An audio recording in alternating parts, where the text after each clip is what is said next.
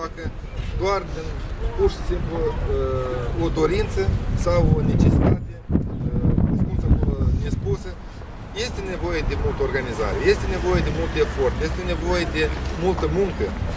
Ce am simțit noi, spunem așa, un spor, un ajutor. Deci lucru în echipă. Lucru în echipă totuși înseamnă mult prin faptul că te face, nu numai să te implici, dar să conștientizezi că dacă nu faci tu, faci rău colegului, suferă colegul, suferă întreaga echipă.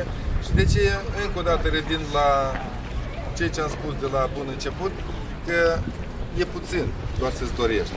Trebuie zi cu zi, pic cu pic, de mers spre acel scop care ne l-am pus noi, poate local, poate știu eu cum, dar să servească un bun exemplu pentru cetățenii noștri din întreg raionul. Deci, înainte de această importantă și onorabilă, să zic așa, da, să zic așa, misiune, aș vrea ca să vă fac cunoscut în primul rând cu cei care au contribuit și să le oferim și lor posibilitatea să vină cu câteva cuvinte în fața dumneavoastră. Deci, în continuare vreau să ofer cuvântul domnului Cepuieș, care o să vă prezint cu oaspeții noștri și o să vă da. Stimați cetățenii orașului Fălești, suntem bucuroși astăzi să vă prezentăm unele din primele produse ale proiectului transfrontalier, îmbunătățirea transfrontalieră a gestionării deșeurilor în Republica Moldova, România și Ucraina.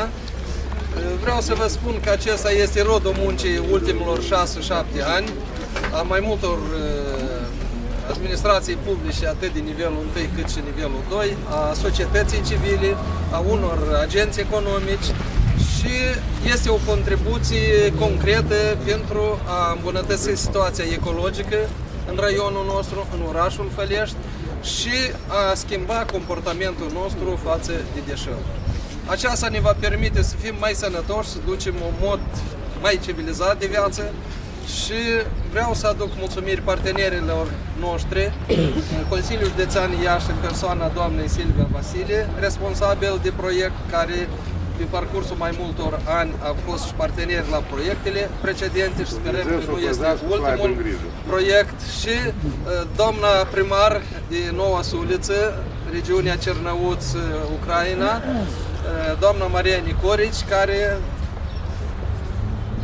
cu bucurie s-a înfrățit, dacă țineți minte, raionul Fălești cu raionul Noua Sulița, s-au înfrățit și avem o colaborare, un parteneriat durabil, care sperăm pe mulți ani înainte să ne aducă beneficii atât raionului Fălești cât și raionului Noua Sulița. Noi azi vrem să aducem mulțumiri Consiliului Raional Fălești, care a acordat susținere proiectelor implementate, au asigurat contribuția conducătorilor, președintului raionului și fostului și prezentului, care acordă susținere și face totul ca ele să fie durabile.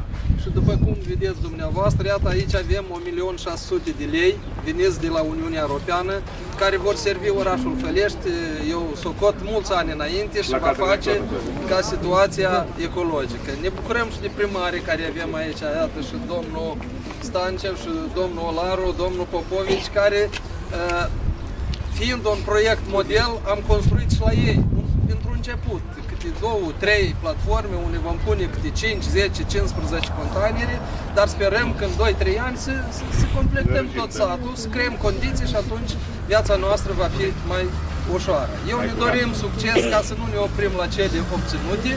Anul acesta va fi lansată, montată la Călugăr o stație de sortare a deșeurilor, unde cantitatea deșeurilor se va micșora, eu sper, cu 40-50% și banii câștigați vor fi utilizați la dezvoltarea infrastructurii mai departe, atât a primăriilor locale, cât și a orașului Fălești. Doamna Silvia, vă rog.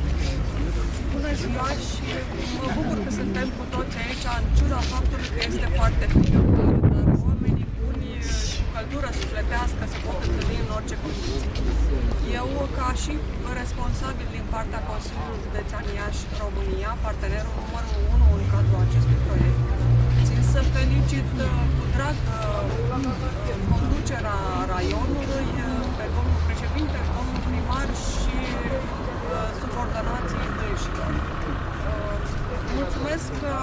aleși ca și parteneri la al treilea proiect de implementare cu raionul Fălești. Țin să menționez că aveți în raion specialiști și oameni competenți cu care se poate lucra și oameni care asimilează cunoștințele într-un timp foarte scurt și le pun în practică. Vă felicit pe toți că sunteți niște oameni ospitalieri, deosebiți, exact cum suntem și noi românii. Ca dovadă că suntem frații de peste plumb. Mulțumesc încă o dată și sperăm să ne mai întâlnim și cu alte ocazii, cu alte proiecte. Mult succes! Și noi vă suntem recunoscători pentru tot ce ați făcut dumneavoastră în acest proiect și probabil ne va și lega pe viitor. Mulțumim frumos și dacă îmi permiteți, doamnă Maria. Bună ziua la toată lumea! Îmi pare foarte bine să fim prezenți iarăși aici în orașul Fălești, în raionul Fălești, având legături foarte trainice de prietenie și de colaborare. Suntem acum implicați, raionul Noua Sulița și raionul Fălești, suntem implicați în două proiecte. Fiind raionul Fălești aplicant într-un proiect și noi fiind parteneri consecutiv și raionul Noua Sulița fiind aplicant în alt proiect și avem mare onoare să avem parteneri de raionul Fălești. Vă spun, mulțumesc foarte călduros pentru toate relațiile care le avem, sunt foarte bucuroasă de concretizarea proiectului în aceste două automobile care vor face o treabă bună pentru generațiile următoare, mai bine pentru copiii și nepoții noștri. Vă doresc succese și ca să nu fie ultimele, să fie cât mai multe și să fie cât mai puține probleme cu mediul. Mulțumesc la toți partenerii care participă la acest proiect și sperăm și noi ca să avem în cel mai viitor apropiat și noi concretizarea tuturor acestor rezultate în orașul Noua Sulița, în raionul Noua Sulița, Da, vreau să spun, mulțumesc domnul Cimpoieș, vreau să spun mulțumesc călduros pentru participarea colectivului de artiști amatori la Festivalul Mărțișor din raionul Fălești, care a avut loc la Noua Sulița pe 1 martie. Vreau să spun că am avut o plăcere deosebită să privim, să vizionăm, să ascultăm. Sperăm că vom participa și noi cândva la un festival în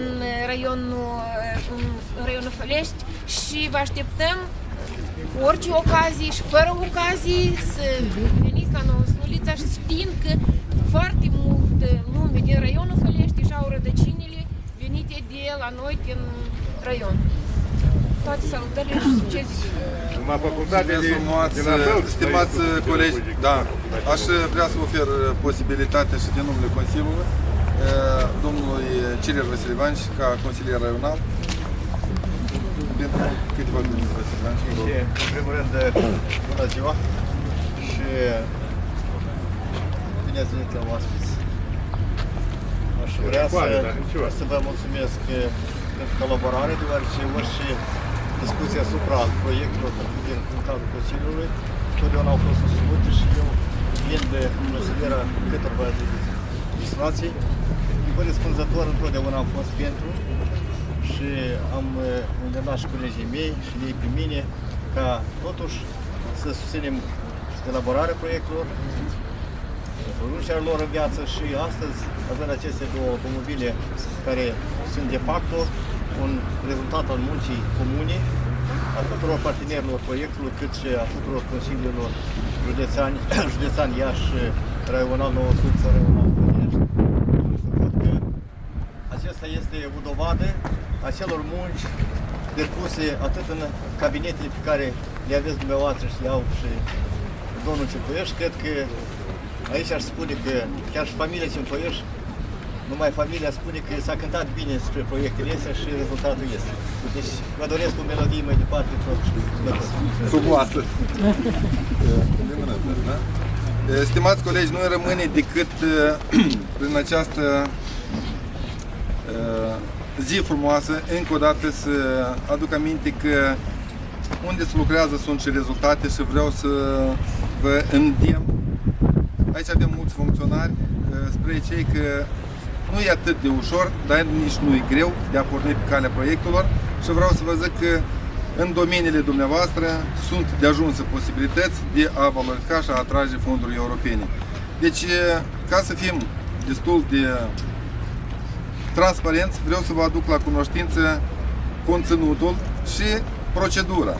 Înmânarea simbolică a cheilor, dacă îmi permiteți dumneavoastră, ca să nu se primească prea birocratic, eu am să înmân cheile celor care au contribuit la realizarea acestui proiect și am să invit pe domnul Magrin, domnul primar, da, el primar. Vă rog, deci fiți dumneavoastră cei care o să primiți acest chei. Iar dacă mi-mi permite, stimați colegi, vreau să vă aduc la cunoștință următoare. Consiliul Raional Fălești, în conformitate cu prevederile proiectului, a decis să transmită în folosință Direcției de Producere Comunal și Locuinț Fălești autospeciale de tip gaz 440 cu capacitatea 8 metri cub și valoarea de 519.508 întregi și 94 lei și un Kamaz. Deci cu capacitate de 22 cuburi în valoare de 1.033.081 lei și 50 de bani. Vă felicităm, stimați colegi, și vă dorim ca într-adevăr autospecialele să lucreze, să fie de mare ajutor și noi am spus așa un lucru, nu numai pentru făleșteni, dar întreg raionul Fălești o să le aplicăm însemnele speciale ca unde ori merge ele să trezească interesul către problemele mediului, către probleme păstrării cât mai eficace și valorificarea acestor deșeuri.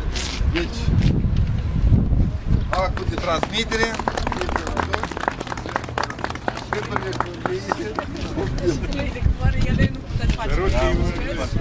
Salută bandă! Putem să duc la Cernăuț, dar vă rog dumneavoastră. Ea noastră următoare.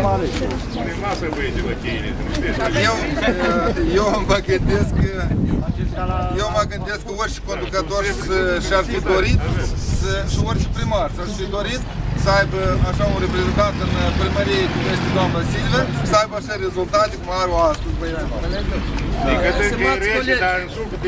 Astfel de mașini de autospeciale vor fi procurate și înmânate primăriei, câte una, primăriei Noua Suliță și primăriei Târgu Frumos din județul Iași.